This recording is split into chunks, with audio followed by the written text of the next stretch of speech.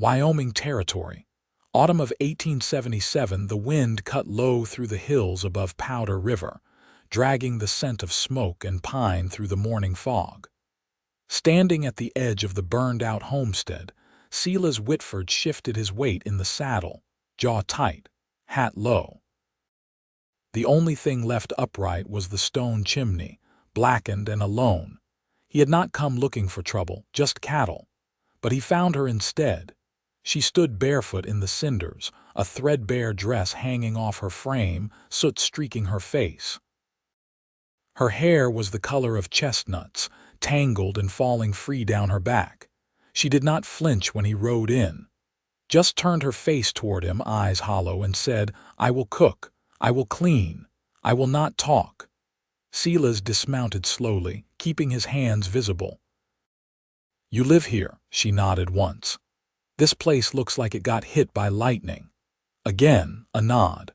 No words. He glanced past her to the wreckage wood turned to ash, garden trampled, a broken cradle half buried near the fence. He saw 2 small graves, fresh, the dirt too raw to ignore. A third marker stood older, weather-worn. His throat tightened. "You got a name?" he asked gently. She looked away. He followed her gaze to a rusted kettle in the dirt. She bent to pick it up, then stood, waiting. "All right," he said. "You can ride with me. I got room at the ranch." She did not ask where or why. She just stepped forward, climbed up behind him, and held on like she had nothing left to lose. His ranch sat 30 miles west, tucked beneath the red bluffs near Crazy Woman Creek. It was not much 2 hands, a bunkhouse and a cabin, but it was clean and it was quiet. He gave her the empty room off the kitchen. She scrubbed it herself. That night, she cooked beans and biscuits without a word. She cleaned up after, then disappeared into the small room and shut the door. The next morning, she was up before him, fire going, coffee strong, floor swept. He watched her move, precise, almost brittle. "You got a name?" he asked again over breakfast. She poured his coffee. Her hands trembled slightly, but her face was blank. He set down his tin mug. "I ain't gonna hurt you," she nodded. But still, she said nothing. Days passed. She worked like a ghost, washing clothes, tending the garden that had half survived summer, patching the roof of the chicken coop without being asked. At night, she sewed by the fire. She never sat close, never lingered, never spoke. Silas tried not to ask, but the silence pressed more than it soothed. One night after supper, he said, "I figure you lost someone in that fire." She looked up slow. Her eyes were dark but not cold. "I buried them," she said quietly. "My husband, my daughter, my son. A fever came, then fire. I do not want to talk." He did not ask more. But that night he left the lamp burning low in the main room, just in case she needed the light. A week later he found her out by the creek, kneeling in the cold water, scrubbing clothes until her knuckles bled. He stepped down the bank and crouched beside her, taking the shirt from her hands. "You do not have to work yourself into the ground." "I am not working." Her voice was low, flat. "I am surviving." He looked at her hands. "Let me show you a better way." She hesitated, then nodded just once.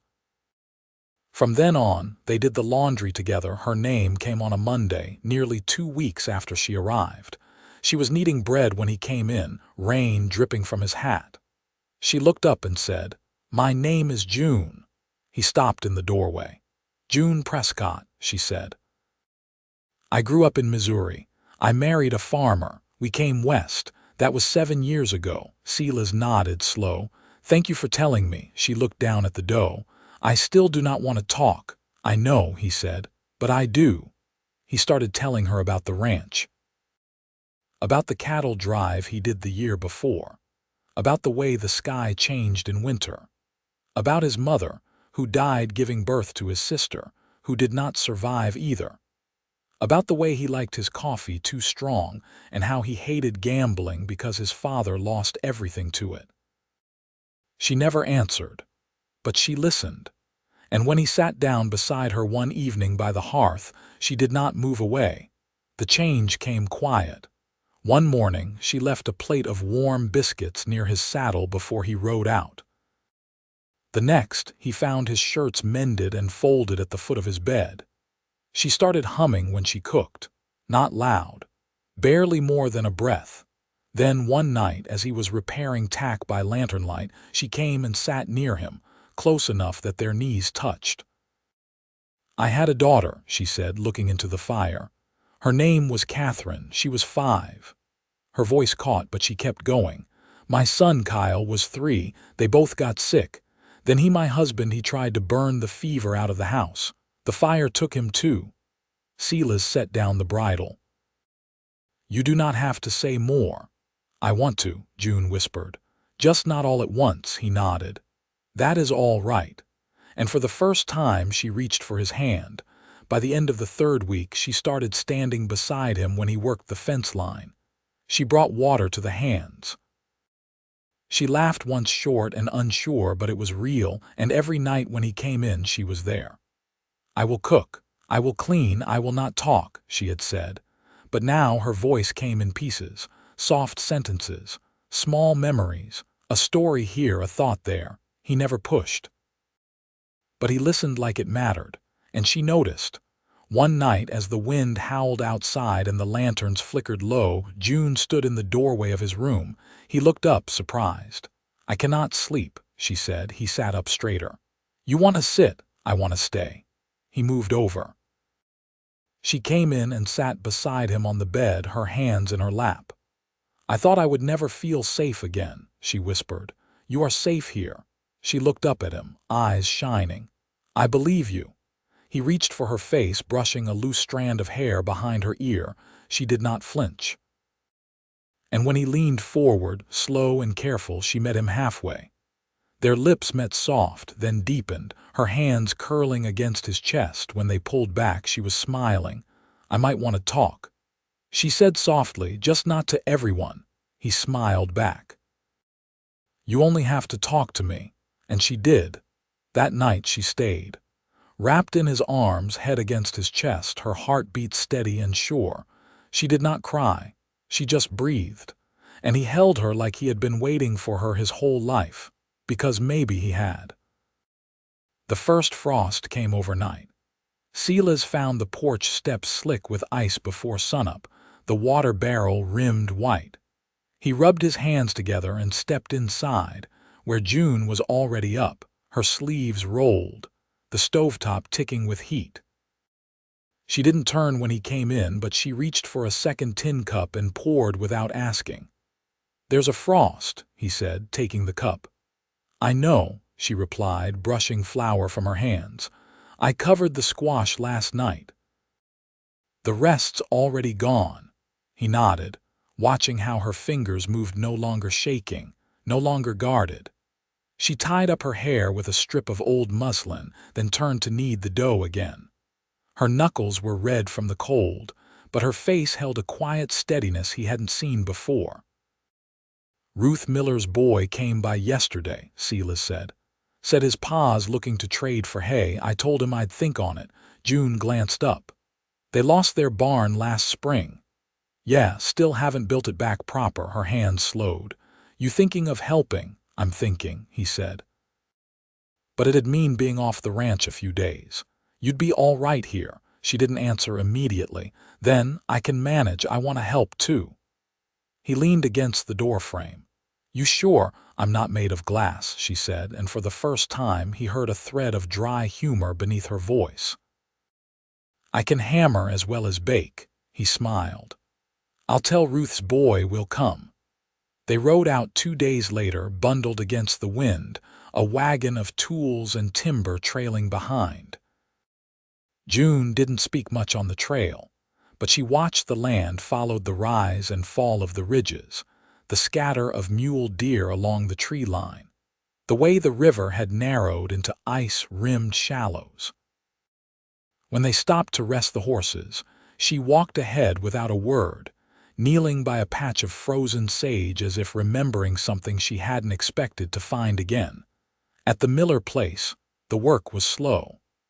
The ground was hard and the wind didn't let up. Silas handled the frame while June saw to the hearthstones. She kept pace with the men without fuss, her hands raw but steady, her focus complete.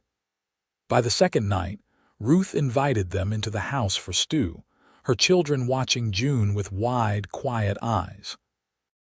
"You got family down south?" Ruth asked, wiping her hands on her apron. "No," June said simply. "They passed long ago." Ruth hesitated, then softened. "Well, you're welcome here anytime." June nodded, but her gaze drifted toward the window where snow had begun to fall in thin, slanting lines. That night, Silas and June slept in the wagon under wolf pelts, the wood creaking beneath them. He lay beside her, his hand resting over hers beneath the blanket. She didn't speak, but her breathing slowed to match his, and sometime near dawn, she turned toward him and pressed her forehead to his chest. No words, just warmth. When they returned home, the cattle had pushed through part of the north fence. Silas cursed under his breath, already planning repair. June didn't wait for him to ask. She walked the line beside him, hammer in hand, the hem of her dress dark with mud. She held the rails while he nailed them into place, and when the sun dipped low, she leaned against the gatepost and asked, "You ever think about leaving this place?" He looked up, surprised. "Not lately." She glanced across the pasture. "I used to think I'd end up in a city. St. Louis maybe. Somewhere with buildings too tall to see the sky. You miss that?" "No." Her answer was quiet but firm. "I think I thought it'd be safer, but I don't want safe anymore. I want something that holds." He studied her, the way the wind caught her hair, the way she didn't look away. "You've got that here, June." She didn't smile, not exactly, but her eyes softened. "I know." That night she sat beside him by the fire, their chairs close, her sewing quiet in her lap. She didn't speak, but she rested her bare foot against his under the table and left it there. It was enough. The snow deepened before the month was out, pinning the land under a hush that stretched from ridge to ridge. The cattle gathered in tight knots near the lower pasture, their breath rising in clouds. Silas kept the firewood stacked high and fed the stove through the dark hours. The days shortened, and the wind found every crack in the cabin walls. June took to mending the wool blankets in the evenings, her stitches neat and deliberate. She'd sit close enough that their shoulders brushed, but not so near that she couldn't stand without effort. Silas didn't press. He learned to wait, hands idle, words few. One evening, after checking the trap line along the creek bed, he stepped in with his coat stiff from the cold and found her kneeling by the hearth, coaxing a slow flame to life with dry moss and cedar shavings. She didn't turn when he entered, only said, "You're favoring your left leg." "It's nothing." "How long's it been nothing?" "Since I slipped on the ridge trail last week." She stood then, brushing soot from her skirt. "Sit down." He hesitated. I said sit. He did. She pulled a basin of water from the stove's edge, knelt before him, and unlaced his boot. Her hands were warm, her touch sure. He watched her work in silence, noting the faint lines at the corners of her mouth, the steadiness behind her eyes. "That's a bad bruise," she murmured, dabbing the swelling. "You should have said something. Didn't seem worth the trouble." She wrung out the cloth and looked up. "You ever let anyone take care of you?" He met her gaze. "Not in a long while." She pressed the cloth gently, then set it aside. "You don't have to wait until you're limping." He didn't answer, but when she stood, he caught her wrist and held it, light as breath. "You don't have to wait either." Her hand stayed in his a moment longer than habit allowed. When she pulled away, it was slow, unhurried. The next morning, she was already outside when he woke, the snow tracked with her boot prints, a trail leading toward the shed. He found her stacking kindling in the corner, sleeves rolled to her elbows, hair pinned in a way that left the nape of her neck bare. She didn't look up when he entered, but her voice reached him steady and low. "I had a younger sister once, Clara. She died before I married. Fever took her too." He closed the door behind him. You never mentioned her. I didn't think I could, but I keep seeing her in my dreams lately. She used to follow me around with a notebook, asking questions. Had a voice like a bell. Silas leaned against the wall, arms crossed. You talk about her like she's still close. She is. Some days more than others. The wind pushed against the walls, and for a while they let the silence fill the space between them. I've thought about burying something for them, June said after a time.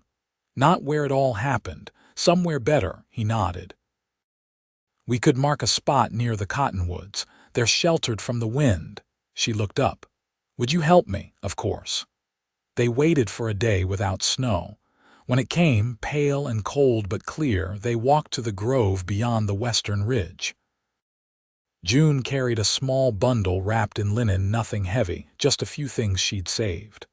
A child's wooden button, a piece of blue ribbon, a pressed flower, dry and faint with color.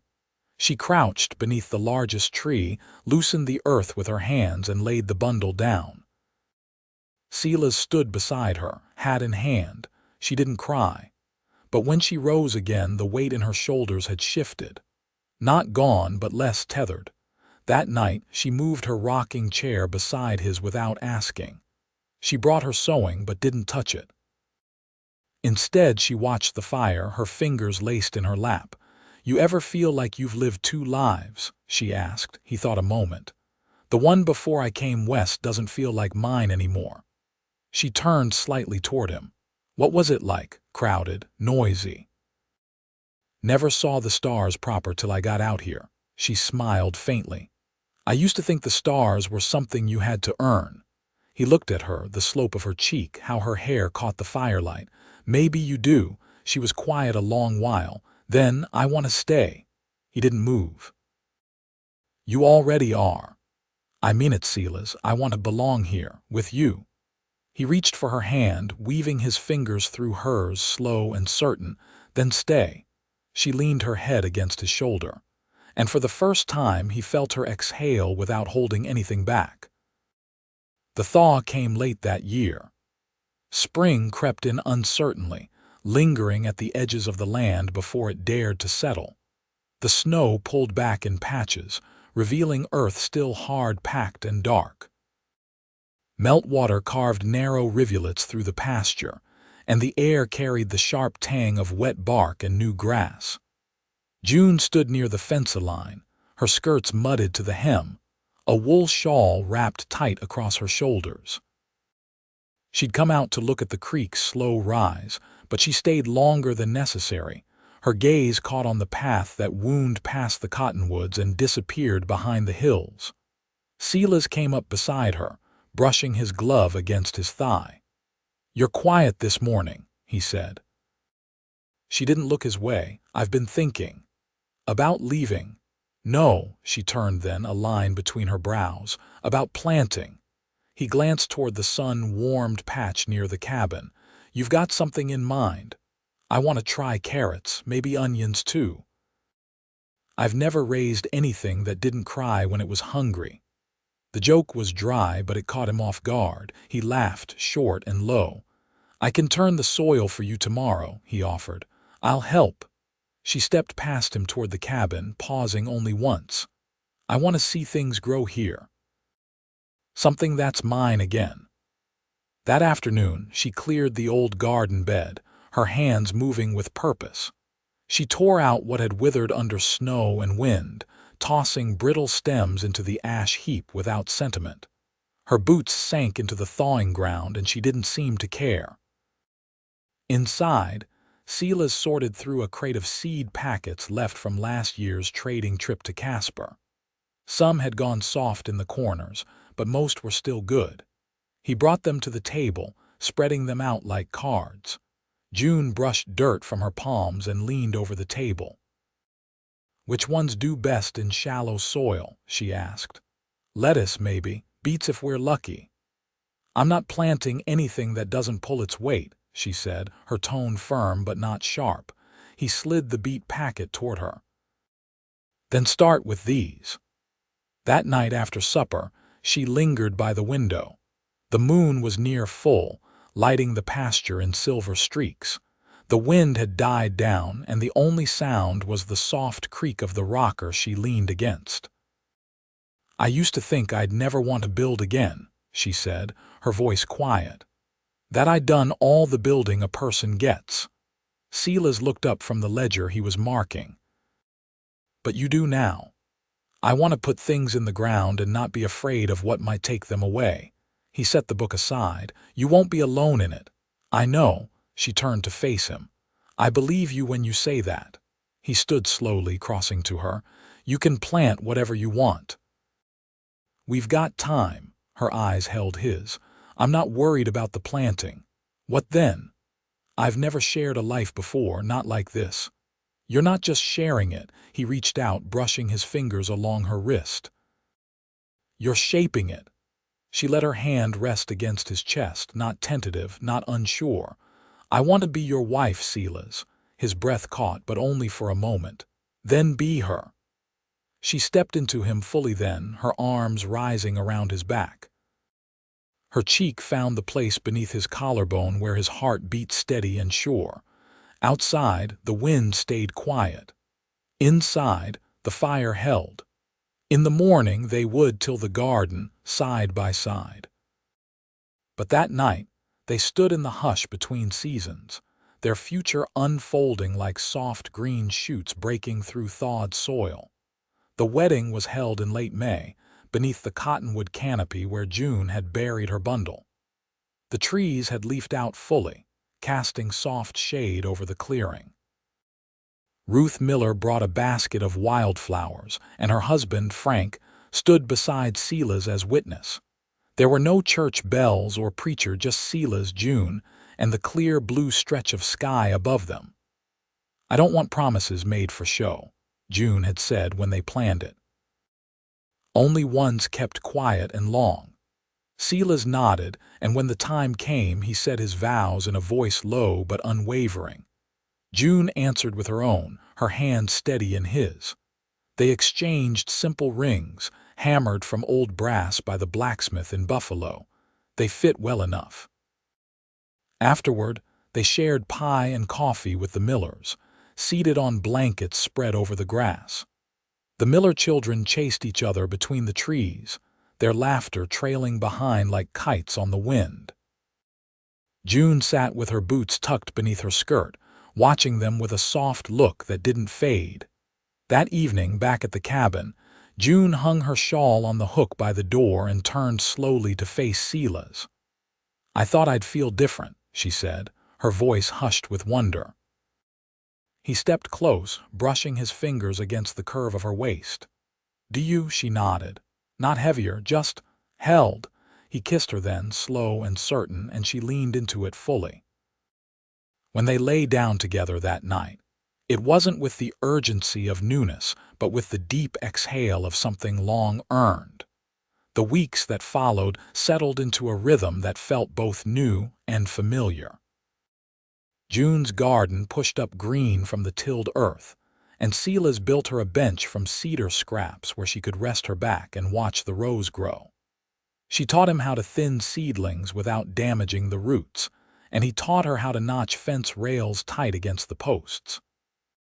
"I never thought I'd care so much about a straight row of carrots," she said one evening, brushing dirt from her hands. "They're yours," he replied. "That makes the difference." They shared their first summer with the land in full bloom.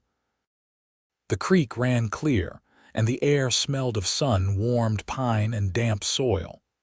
June began keeping a small journal, pages filled with rough sketches of plants, the flight patterns of birds, the angle of sunlight at different hours. "I want to remember it right," she told him. "Not just how it looked, but how it felt." One night in July, they sat at the edge of the porch, watching a storm gather over the distant hills. The sky pulsed violet and gold, thunder crouched just beyond the horizon. "I used to be afraid of storms," June said, drawing her knees up against her chest. "Not the wind or the rain, but what they might take." Silas looked at her, the flicker of lightning catching the edge of her cheek. "You still afraid?"